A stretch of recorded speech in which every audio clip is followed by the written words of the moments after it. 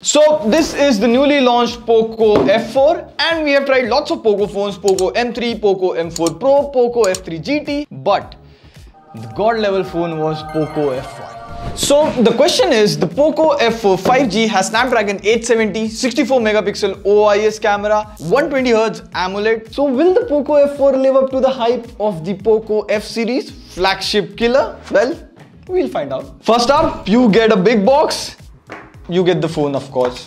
You get the case, some paperwork, 67-watt adapter, USB Type A to Type C cable. And if you want to know us more, subscribe to TechWiser. It helps us make more quality and better videos. Anyways, it looks quite different from any Poco phone. Also, this time around, the Poco F4 looks much elegant and you have this subtle Poco logo over here. And it's also slim this time at 7.7mm. Now you get a glass back and a polycarbonate frame. At the bottom, if you see, there's dual SIM card slot, no memory card expansion. Also, you have that signature IR blaster at the top.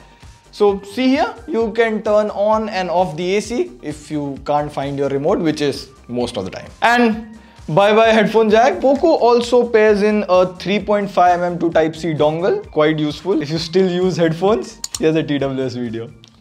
You get a 6.67-inch 120Hz Full HD AMOLED display.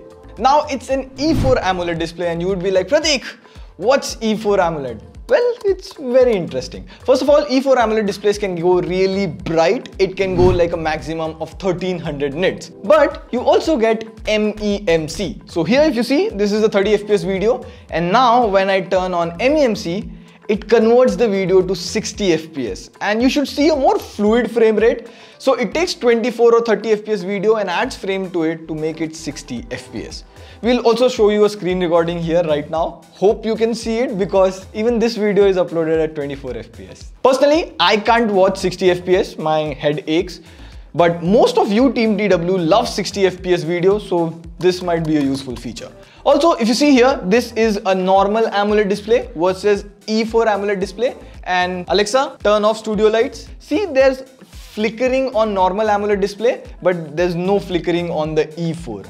So E4 AMOLED is good for your eyes if you use the display like this at night. Also, you get Corning Gorilla Glass 5 protection. Now there's no in-display fingerprint scanner. It's a side-mounted physical scanner, which is fast. Now, of course, you get Widevine L1 and you get dual speakers.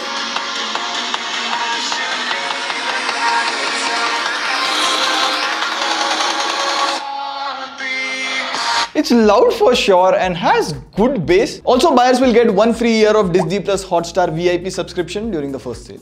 But you get 2 months of ad-free YouTube Premium as well. But we are here for Snapdragon 870. You get 6GB LPDDR5 RAM, 128GB UFS 3.1 storage. We have the top variant, so this is 12GB RAM and 256GB storage, top of the line specs. Now in the CPU throttling test, it performed really well, like 94% for a flagship device is really good. Now, in case you guys don't know, Snapdragon 870 is 2021 chip, which is just behind Snapdragon 888. But it is really cool and the most stable Qualcomm chip since 2020. Some might say even more stable than Snapdragon 8 Gen 1 or Snapdragon 888. And that shows in games as well. So let's BGMI friends. So you can of course play smooth at 60 FPS, smooth graphics, and it can go even HDR graphics and 60 FPS, pretty normal for Snapdragon 870, and will play at HDR.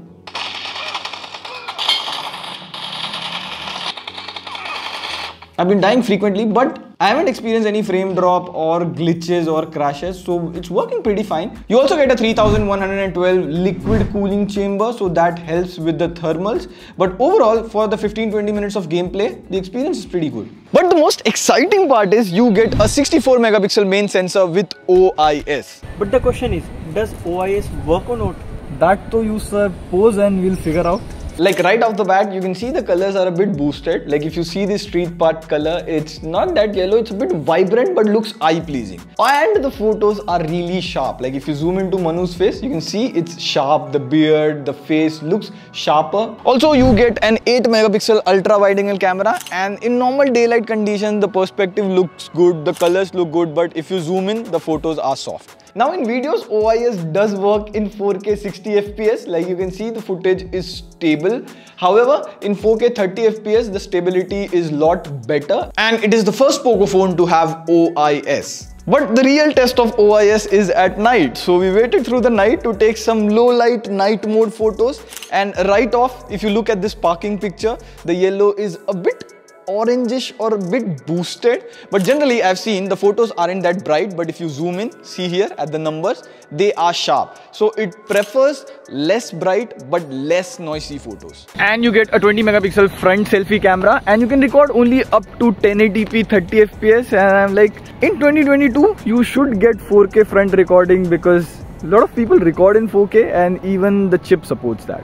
In terms of selfies, it sometimes take a bit of faded look. Otherwise, the photos are eye-pleasing. If you zoom in, there is a bit of noise, but overall the selfies are decent. And of course, you get a 2 megapixel macro camera. And you get MIUI 13 based on Android 12. Finally. Now the thing is, you get all the privacy features of Android 12. Like suppose here's a third-party app which wants your GPS location. So you can give them an approximate location instead of exact location. And you also get MIUI 13 feature, like see this sidebar feature. I can just swipe on the sidebar and drag and drop WhatsApp. So it opens in a floating window. So I just reply and close it. So floating window and this sidebar is better. First impressions, the UI is also fluid and most of the bugs are removed, but one bug is still there. See, you're watching Prime Video, and if you scroll down, the notification tray is transparent. So this can be easily fixed with a software update. You do get a bit of bloatware, which can be easily uninstalled. Rest, you get 4500 mAh battery. It should easily last you a day. You also get 67 watts sonic charging, which can go 100% in 37 minutes and 50% in just 11 minutes. And you get all the important sensor, compass, gyro, NFC. There's still software-driven proximity sensor. And you also have 10 bands of 5G, and 4G plus carrier aggregation works really good. I checked it with my JioSIM. So in my first impression, the Poco F4 5G seems good, although I'm not aware of the pricing, but my guess is it should be under 30,000, and at that price, it's good specs. But recently, the update situation and software support is a thing. So Poco is offering 2 years of warranty on Poco F4, and we'll be doing a comparison of best phone under 30K in terms of performance and gaming. On that note, this is Riddhi signing off. See you in the next video.